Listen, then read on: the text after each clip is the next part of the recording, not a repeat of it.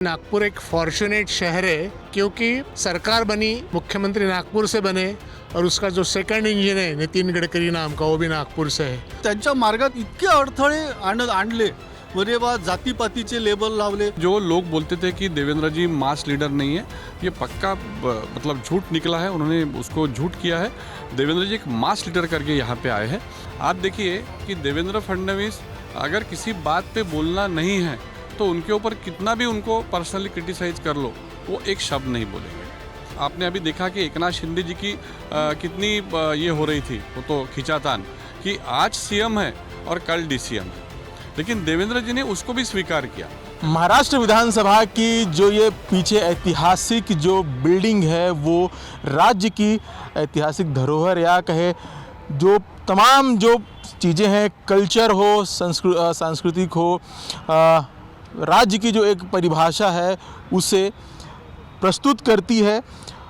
महाराष्ट्र विधानसभा चुनाव के बाद जो है देवेंद्र फडणवीस फिर से एक बार जो है राज्य के मुख्यमंत्री बन चुके हैं। ना केवल मुख्यमंत्री बल्कि जो उनका पूरा मंत्रिमंडल है उसके जो शपथ ग्रहण है वो भी नागपुर में हुआ। बीते कई वर्षों से नागपुर को लेकर तमाम तरह की जो चर्चा या कहे बातें होती थी। संतरा नगरी के रूप में प्रसिद्ध नागपुर जो अब है एक पावर सेंटर बन गया है, ना केवल विदर्भ का बल्कि महाराष्ट्र का। महाराष्ट्र विधानसभा चुनाव में जिस तरह की जीत भारतीय जनता पार्टी को मिली और उसके बाद जिस तरह का सरकार गठन हुआ, देवेंद्र फडणवीस मुख्यमंत्री बने, सरकार का जो मंत्रिमंडल का शपथ ग्रहण वो नागपुर में हुआ। नागपुर की जनता या कहे विदर्भ की जनता इसको लेकर क्या सोचती है, किस तरह के समीकरण रहे, पत्रकारों के मन में इतनी बड़ी जो भव्य घटना या कहें जो कार्यक्रम हुआ, एक तरह से ये संदेश गया ना केवल महाराष्ट्र में, देश भर में कि जो अब है नागपुर जो है वो पावर सेंटर बन गया है। हम मौजूद हैं विधानसभा परिसर में। विधानसभा का सत्र चल रहा है, शीतकालीन सत्र चल रहे हैं। हमारे साथ नागपुर शहर के वरिष्ठ पत्रकार मौजूद हैं। इनसे जानेंगे कि आखिर जिस तरह के कार्यक्रम हुए, मुख्यमंत्री नागपुर के, सरकार का गठन नागपुर में हुआ, इसका न केवल नागपुर बल्कि विदर्भ के विकास के लिए कितना महत्वपूर्ण है, इनका नज़रिया किस तरह देखते हैं कि जब एक मुखिया जो है वो सरकार का मुखिया जो है वो नागपुर शहर से होता है। तो सर से बात करेंगे।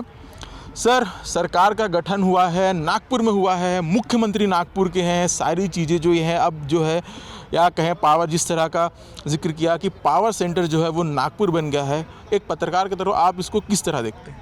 ये बात तो सही है कि नागपुर एक फॉर्च्यूनेट शहर है क्योंकि सरकार बनी, मुख्यमंत्री नागपुर से बने और उसका जो सेकंड इंजन है नितिन गडकरी नाम का, वो भी नागपुर से है।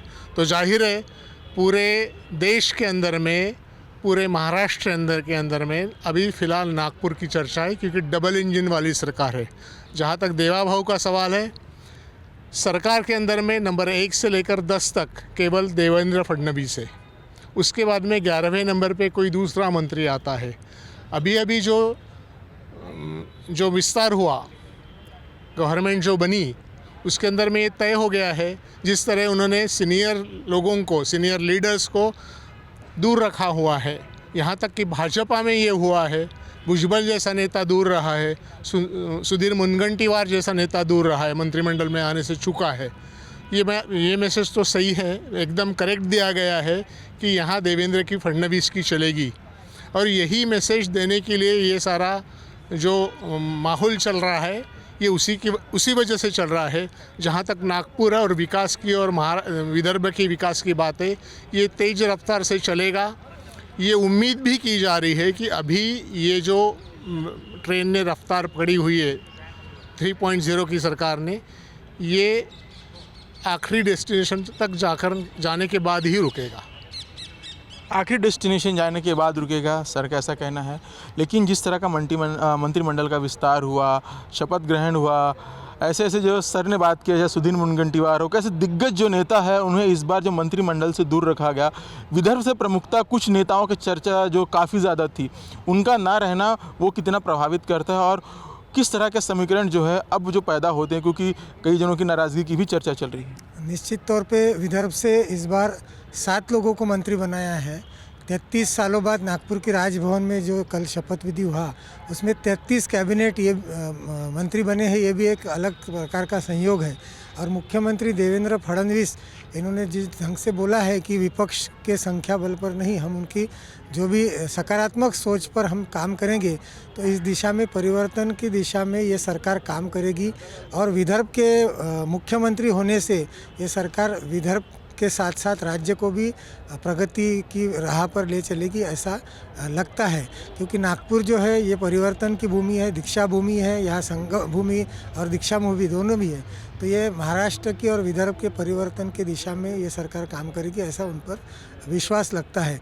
ग्रोथ इंजन की बात करें तो जैसा कि हमारे सहयोगी रवि जी ने कहा, तो डबल इंजन की सरकार यानी देवेंद्र जी और नितिन जी गडकरी, ऐसी ये दोनों की सरकार मोदी जी के नेतृत्व में प्रगति की दिशा में काम करेगी, ऐसा लगता है। लेकिन इसके साथ साथ उनकी जिम्मेदारी भी बढ़ चुकी है, क्योंकि धर्मराव बाबा आतराम, सुधीर मुनगंटीवार, ये जो है इनको दोनों को दूर रखा गया है। तो पूर्व विदर्भ की बात अगर करें तो जैसा चंद्रपुर में 6 में से 5 सीटें बीजेपी की आई, उसके बावजूद वहाँ मंत्री पद नहीं मिला। गढ़चिरौली में नहीं है, चंद्रपुर में नहीं है, भंडारा में नहीं है, गोंदिया में नहीं है। तो ये पूर्व विदर्भ का जो बैकलॉग है, इस माध्यम से अभी उनकी जिम्मेदारी बड़ी है, उनको पालकत्व लेना पड़ेगा इसका। और इन लोगों को, इसमें से कुछ लोगों को संगठनात्मक जिम्मेदारी देने की बात उन्होंने कही है, तो देखते हैं अभी आगे। लेकिन कुल मिला के विदर्भ के पूरे विदर्भ को न्याय देने की जिम्मेदारी उन पर आने वाली है। आप क्या कहेंगे सर? मुखिया नागपुर का है, सरकार जो गठित हुई है वो नागपुर में है, पावर सेंटर बन चुका है ना केवल महाराष्ट्र का, कहते तो ये भी हैं कि देश इसी नागपुर से ही चलता है। जो ताकत मिली है वो विदर्भ के विकास के लिए कितनी महत्वपूर्ण होगी, साबित होगी? हे जे सरकार आहे हे एकट्या विदर्भाचं नाही, ते महाराष्ट्राचं आहे। नागपूरला बहुमान मिळाले, मुख्यमंत्री म्हणून बहुमान मिळाला आहे। महाराष्ट्राबरोबरच विदर्भाचा विकास होईल ही अपेक्षा देवेंद्र फडणवीस यांच्याकडून आहे। आतापर्यंत यांनी या योजना राबवलेल्या आहे। विदर्भातील उद्योग असो, शेती असो, सिंचनाचे विभाग असो, या सर्व याच्यावरती अर्धवट ज्या राहिलेल्या योजना त्या पूर्ण होईल अशी इथल्या जनतेला अपेक्षा आहे।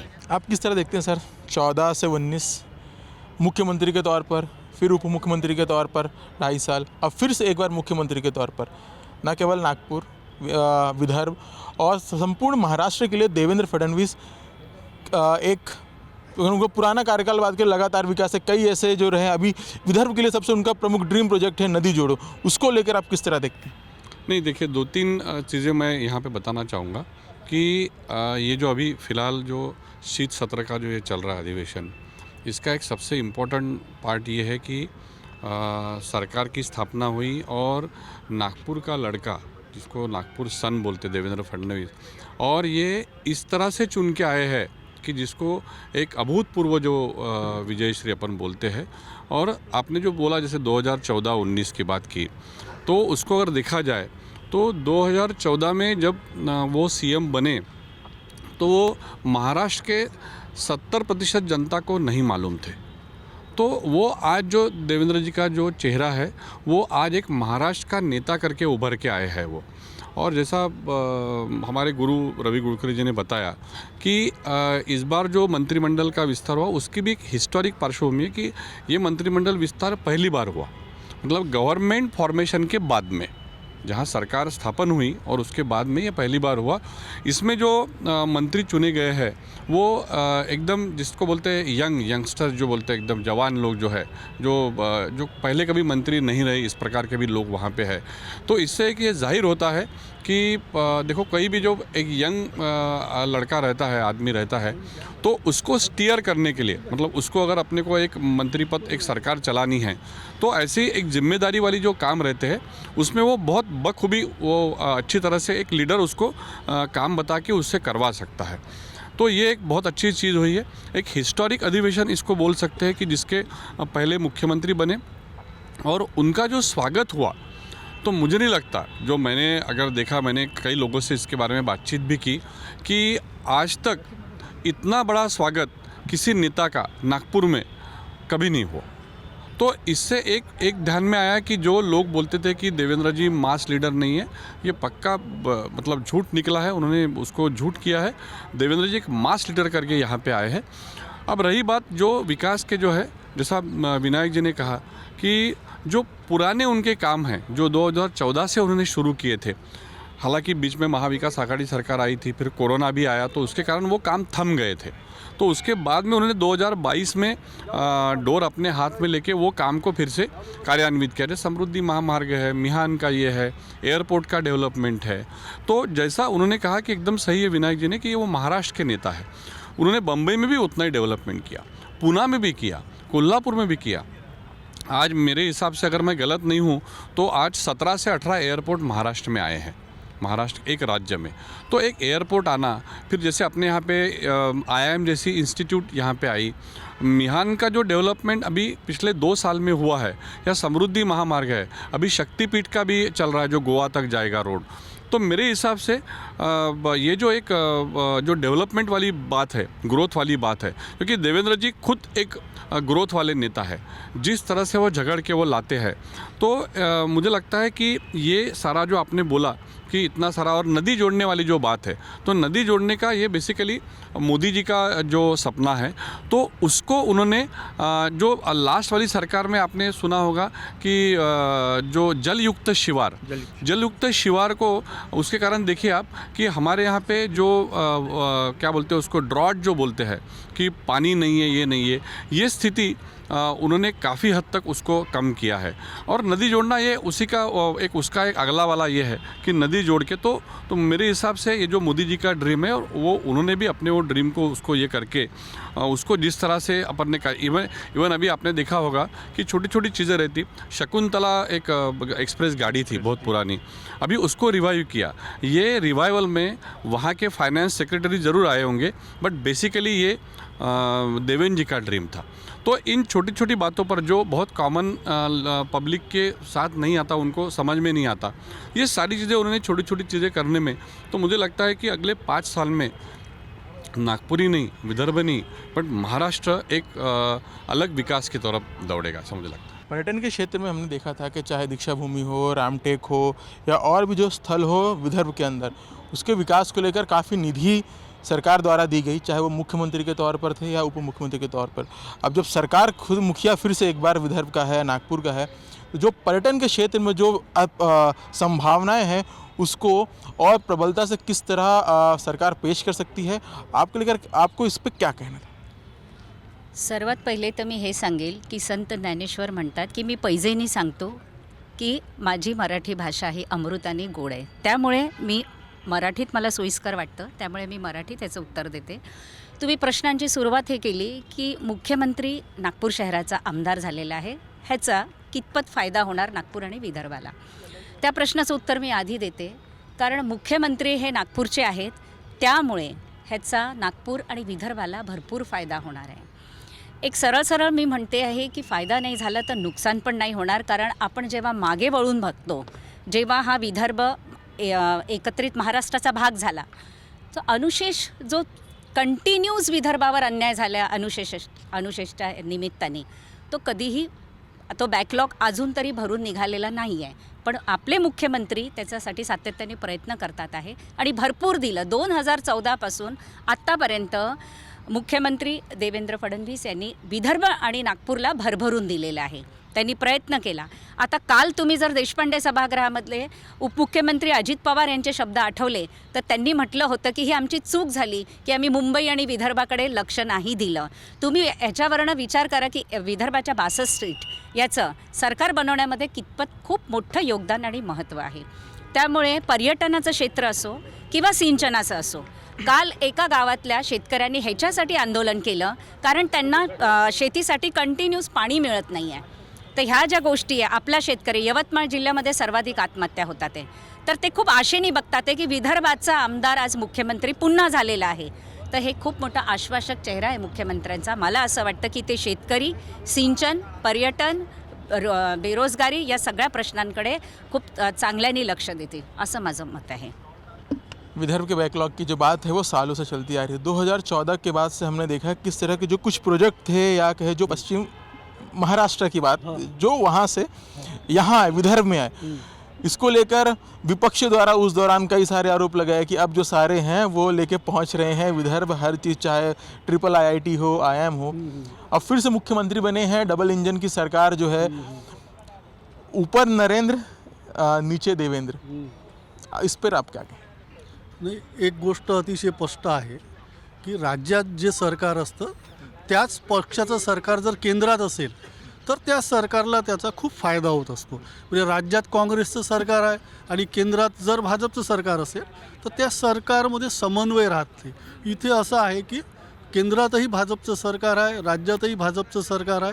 आणि जसं 2014ची ज्या सभेमध्ये नरेंद्र मोदींनी नागपूरलाच तो नारा दिला होता की केंद्रात नरेंद्र, राज्यात देवेंद्र, ते लक्षात घेतलं तर या सरकारला केंद्राचं पूर्ण पाठबळ आहे. त्याच्यामुळे निधीची कुठलीही अडचण नाही. राहिला प्रश्न देवेंद्र फडणवीसांचा, तर ते नागपूरचे आहे आणि विदर्भाचे असल्यामुळे त्यांचं आपण बघितलं की मग शिक्षण असो, आरोग्य असो, रोजगार असो, सगळ्या क्षेत्रात, म्हणजे असं एकही क्षेत्र नाही आहे की ज्या क्षेत्रात त्यांनी विदर्भाचा विकास केला नाही. आपण 14 पूर्वी बघितलं तर फरक स्पष्ट, म्हणजे जसं बिफोर आणि आफ्टर, पूर्वी आणि नंतर असं जर आपण बघितलं तर अतिशय लख्खपणे हा विकास दिसून येतो.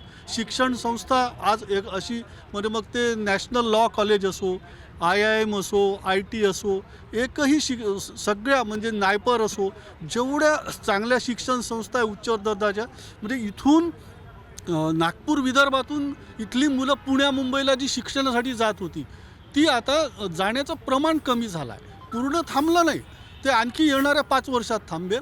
आणि गडकरी एकटे नाही, इथे फडणवीस एकटे नाही आहे, त्यांच्या सोबतीला नितीन गडकरींची भक्कम साथ आहे. म्हणजे केंद्र आणि राज्यांचं योग्य समन्वय आहे.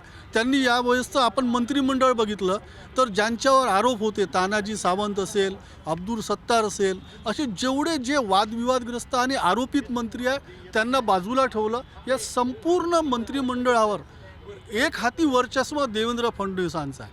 आणि जसं मगाशी रवी म्हणाला की जसं एकेकाळी फिल्म इंडस्ट्रीत 1 ते 10 अमिताभ बच्चन होता, बाकीचे अभिनेत्री त्याच्यानंतर सुरू होत होते 11-12, तसं या संपूर्ण महाराष्ट्रात बघितलं तर आज क्रमांक 1चे नेते महायुतीमध्ये निसंशय देवेंद्र फडणवीस आहे.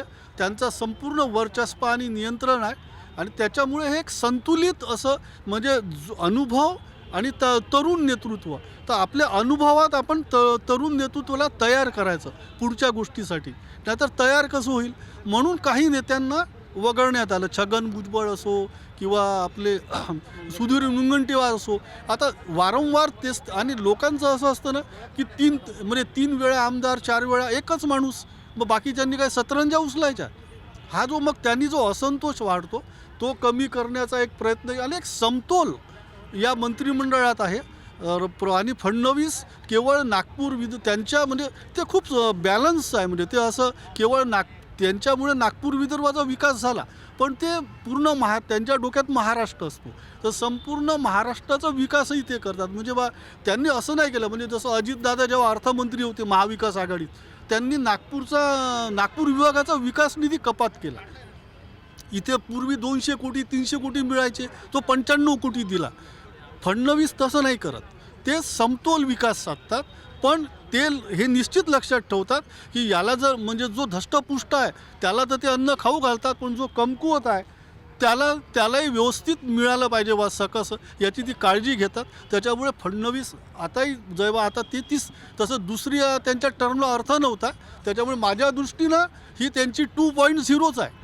आता टेक्निकली ठीक आहे, तुम्ही म्हणाल मी 3ऱ्यांदा झालो, पण त्या 70, 72, 74 तासाला तसा काही अर्थ नाही आहे. खऱ्या अर्थानं ते आता 2ऱ्यांदा फुल फ्लेज मुख्यमंत्री झाले आणि त्याचा फायदा संपूर्ण विदर्भाला आणि महाराष्ट्राला निश्चितच होईल. यात मी फक्त एक गोष्ट ॲड करू इच्छिते. फडणवीसांना यावेळेस म्हणजे जातीच्या पलीकडे संपूर्ण पश्चिम महाराष्ट्राने सुद्धा एक मुख्यमंत्री म्हणून स्वीकारलेलं आपल्याला आढळून येतं. कारण दुसऱ्या टर्ममध्ये किंवा पहिल्याच टर्ममध्ये त्यांना जातीवर घेऊन टीका करत होती की एक शेंडीवाला मुख्यमंत्री बनला, OBCनी कसं स्वीकारायचं, मराठ्यांनी कसं स्वीकारायचं. पण त्यांचं काम बघून ते जातीच्या पलीकडे, त्या मर्यादा पलीकडे मुख्यमंत्री म्हणून ते आज संपूर्ण महाराष्ट्रात पोहोचलेले आहे, असं माझं वैयक्तिक मत आहे.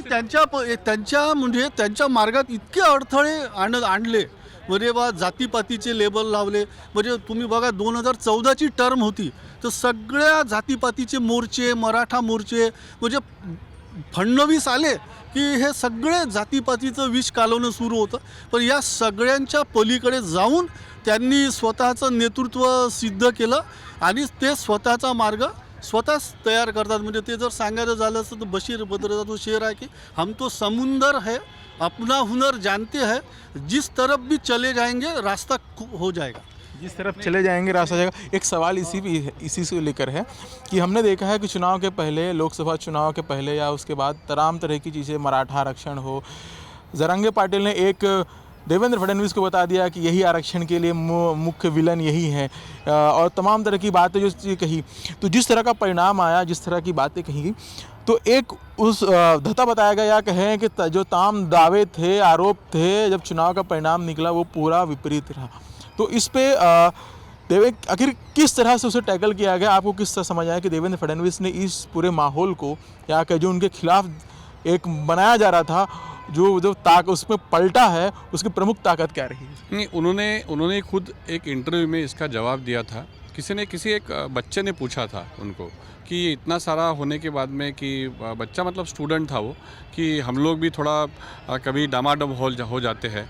तो उन्होंने कहा था कि संयम, पेशेंस. आप देखिए कि देवेंद्र फडणवीस अगर किसी बात पे बोलना नहीं है तो उनके ऊपर कितना भी उनको पर्सनली क्रिटिसाइज़ कर लो, वो एक शब्द नहीं बोलेंगे. जैसा ममता ने कहा या अतुल ने कहा, वैसे जैसे आपने जब भी जिक्र किया कि वो उप मुख्यमंत्री बने, तो उन्होंने जब पार्टी ने बोला तब वो तुरंत उप मुख्यमंत्री बन गए. हालांकि एक मुख्यमंत्री आपने अभी देखा कि एकनाथ शिंदे जी की कितनी ये हो रही थी, वो तो खींचातान कि आज सीएम है और कल डीसीएम है, लेकिन देवेंद्र जी ने उसको भी स्वीकार किया. तो ये उनका संयम, जो उन्होंने यहाँ तक बोला कि अगर पार्टी मुझे बोलती है कि तुम एक आम कार्यकर्ता करके पार्टी का काम करो, तो उसके लिए भी मैं तैयार हूँ. मुझे एक बात इसमें कहनी है, इससे जुड़ी हुई, कि ये जब 23 नवंबर के रिज़ल्ट आने के बाद में कई सारे अटकलें लग रही थी कि शायद मोदी जी मध्य प्रदेश में जो उन्होंने फार्मूला लगाया, राजस्थान में लगाया या छत्तीसगढ़ में लगाया, उस तरह का, इवन गुजरात में भी उन्होंने किया था, तो उस तरीके का होगा, ऐसे कई सारी अटकलें चल रही थी. और सौभाग्यवश मुझे यूसीएन न्यूज़ पे दिव्येश जी ने सवाल पूछा था उसका कि आपको क्या लगता है, तो मैंने ये कहा कि मैं शर्त लगा के कहता हूँ कि देवेंद्र फडणवीस जी को ही मुख्यमंत्री बनाएंगे, क्योंकि उसके सबसे बड़ी ये है कि देवेंद्र फडणवीस जी एक नेता करके, क्योंकि महाराष्ट्र में केवल मुख्यमंत्री करके, प्रशासकीय प्रमुख करके नहीं काम करना है. यहाँ पे शरद पवार जैसे एक नामी राजकीय नेता है, उद्धव ठाकरे जैसे जो हठी बोलते हैं ना, जिनको, इस तरीके के नेता है, फिर ये तीनों पार्टी की तिकड़ी और सेंट्रल लीडरशिप, इसको संभाल के फिर लोगों का विकास.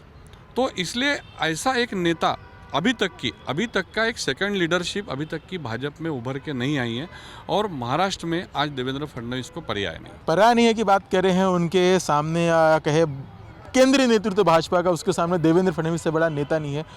उनका मुख्यमंत्री बनना नागपुर शहर के लिए कितना महत्वपूर्ण है, खासकर विकास के लिए, और जो कहे जो पावर सेंटर है वो फिर से नागपुर बन गया है, इस पर अब क्या कहें? रवि, देवेंद्र फडणवीस का मुख्यमंत्री बनना और उसके बाद में नागपुर का राजनीतिक कद बढ़ना, इसका अनुभव मुझे लगता है कि 2014 के बाद में नागपुर वासी जो हैं वो सीधे तौर पर महसूस कर भी रहे होंगे. विकास की बातें तो खैर आप जिस क्षेत्र के होते हैं तो उस क्षेत्र में आप विकास करें, ये तो लाजमी बात होती है कि आप उसके लिए बहुत ज़्यादा जितना करने का प्रयास करें उतना तो कर सकते हैं. लेकिन 2014 के बाद में नागपुर या विदर्भ की स्थिति किस तरीके से बदली है, ये सब हमने देखा है. राजनीतिक कद जिस तरीके से बढ़ा है, न केवल देवेंद्र फडणवीस का खुद का बल्कि इस क्षेत्र का भी. और सबसे महत्वपूर्ण जो ये है, मुझे लगता है कि हम जिस विधान भवन परिसर में खड़े हैं 2014 के बाद के पहले जब हम यहाँ पर आते हैं तो यहाँ किस तरीके की व्यवस्था होती है. अब चूँकि मुख्यमंत्री नागपुर के हैं तो यहाँ थोड़ी सी लिबर्टी नागपुर वासियों को फील होती है. कुछ ऐसी स्थिति जो है वो हम जब मुंबई जाते हैं तो वहाँ पर भी जो है वो दिखाई देती है.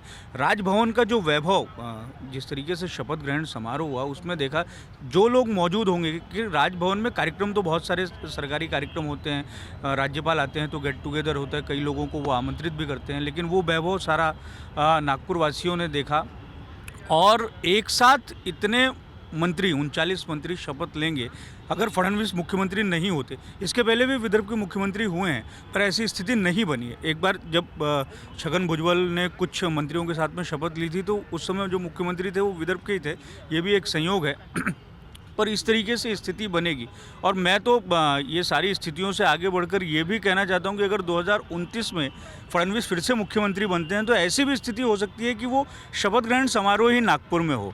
जिस तरीके से नागपुर को महत्व दिया जा रहा है और इस बार का भी जो घटना है उसमें भी एक ये है कि बहुत सारे फडणवीस के करीबियों ने ये कहा भी उनको कि आप शपथ ग्रहण समारोह नागपुर में लीजिए।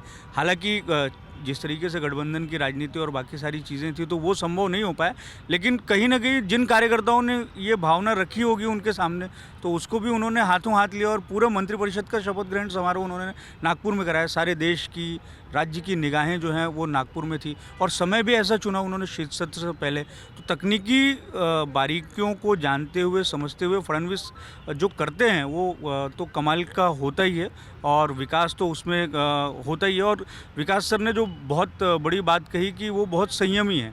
तो ये जो सरकार का फॉर्मेशन हो रहा था उस समय भी हमने देखा कि कौन मंत्री बनने वाले हैं। मुझे लगता है कि जब मंत्री स्टेज पर चढ़े होंगे तो उसके 5 मिनट पहले वो लिस्ट आई थी, उसके पहले लिस्ट भी ब्रेक नहीं हुई और उनको क्या करना है क्या नहीं करना है ये सिर्फ उनको ही मालूम रहता है। वो बगल में बैठे वाला शख्स जो है वो भी नहीं जान सकता है।